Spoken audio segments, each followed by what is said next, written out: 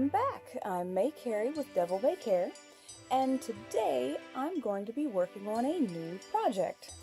This is another one for The Crow. This is a new character that's going to be a lot of fun.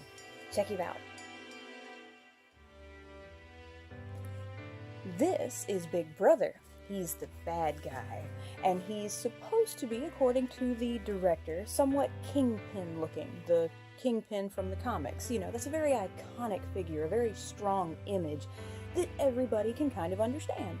So that's the look we're going to go for, very slick, sleek, crime boss sort of look.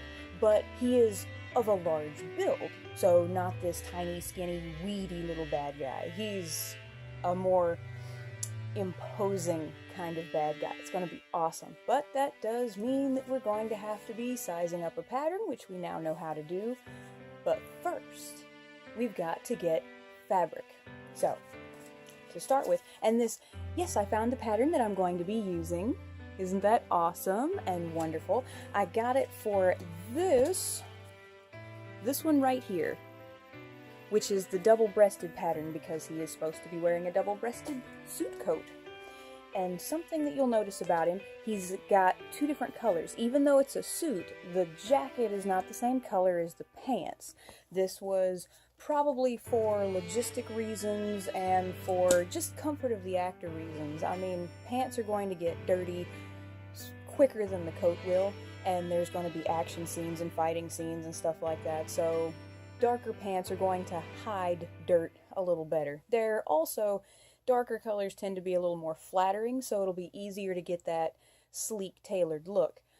And the coat, even though Kingpin is usually in white, it's actually supposed to be kind of a medium to light gray for the same kind of reason. I mean, white under lights on a camera, just, wow. It's bright and shiny and not flattering to anybody. It's terrible. So, now we're going to be looking for fabric. Watch out. I'm in the shop storage area right now, and there's fabric and things everywhere. So what we're doing is going through all the... none of these are right. Okay. This right here is something we're probably going to need. Look how weird and funky that looks. That is interfacing, and this specifically is the non-iron-on interfacing. It's the sew-in interfacing, so this will probably come in handy. That's good for things like collars and cuffs, lapels, those awesome lapels that go down the front of the jacket. Those are supposed to be stiff and starched looking. Interfacing is how you do that. These two things, these are both, even though they're different colors, these are both lining materials. See, they're kind of thin and silky, satiny looking, but they're actually really sturdy. These are linings, which we're going to need, but they're both the wrong color. So, we don't need those. That's no good. Now this might actually be, okay. This could, go figure. See it, find it as soon as we look. This is just about the right stuff. Because for a suit, you don't want something thin and flimsy. You don't want, you don't want lace. You don't want chiffon. You don't want costume satin, those kinds of things. This right here, can I get close enough for you to see the pattern, the weave of that? Can you see that? This is actually suit fabric. This is suit material. It's usually a cotton or some kind of cotton poly blend. I don't know if it actually says it here, but it has a stronger, sturdier weave, and it's usually thicker because men's clothes typically are made stronger and thicker.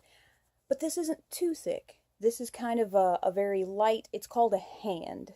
How the fabric feels, how stiff it is, how much it folds. That's called its hand. Because you feel it with your hand, I guess. Just a fabric term.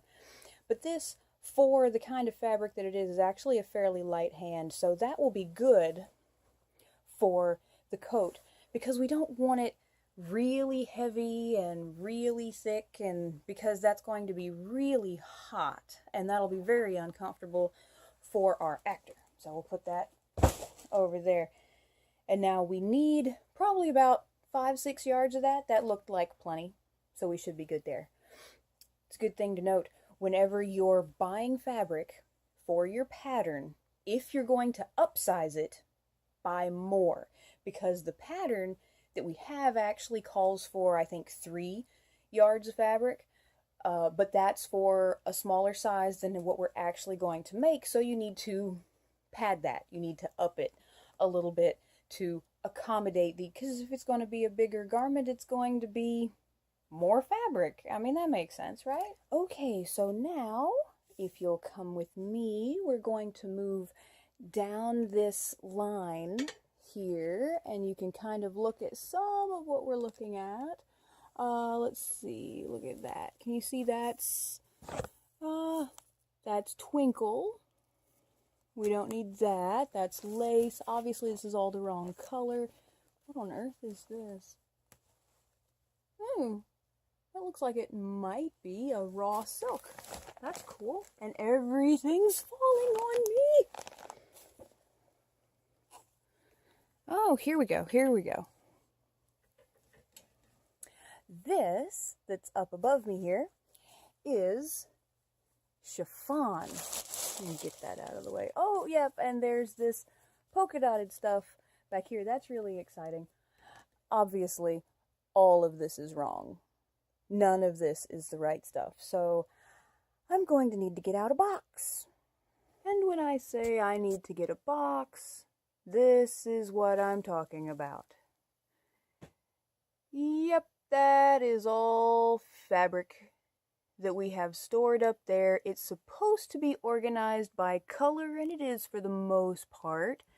So glancing at it, I see a few things that look like gray, like that right there kind of looks like gray, but I know what that is. That's wool, and that's not going to work because it's hot and scratchy. This up here looks like it's gray, but I know what that is. That's double knits and heavily patterned. That won't do because, well, it's also very thick and hot and heavy, and we don't want a pattern. We want it to be plain. Oh, this picking fabric is so much fun. It's an epic hunt, but it's so much fun, really. Okay, we have gone deeper into the shop storage area, and I have found a bunch of really fun stuff. Look at this. We have several large bolts of upholstery fabric, and the devil will very quickly complain about this, I'm sure, because I have a bit of a bad habit of making him coats and things out of upholstery fabric because it looks amazing. It is such nice looking fabric, and it's sturdy. That's very important. But I have found something in particular. This stuff right here. This is very shiny. So we're going to pull this out and look closer at it and see what it says. Okay, so this is what we found and what I have pulled out. And I'm going to unpin it from its bolt so that we can take a closer look at it. Maybe. Boy, that looks vicious. Okay, this, can you hear the noise it's making? Ooh, this is something very sturdy, very shiny, and it's dark gray.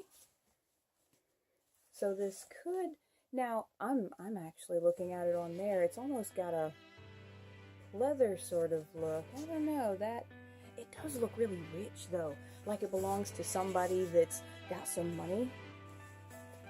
This is nice. This is some kind of synthetic fabric. I will have to do research to see what it is. The way it's fraying makes me think that it's polyester of some kind.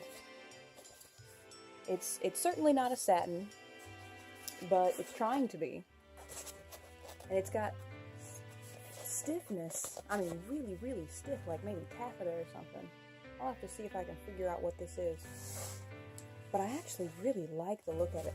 Now, the next thing that we have to do, when you find two fabrics that you like, you've got to put them together. Okay, so if this is what we're thinking about for the coat, and if this is what we're thinking about for the pants,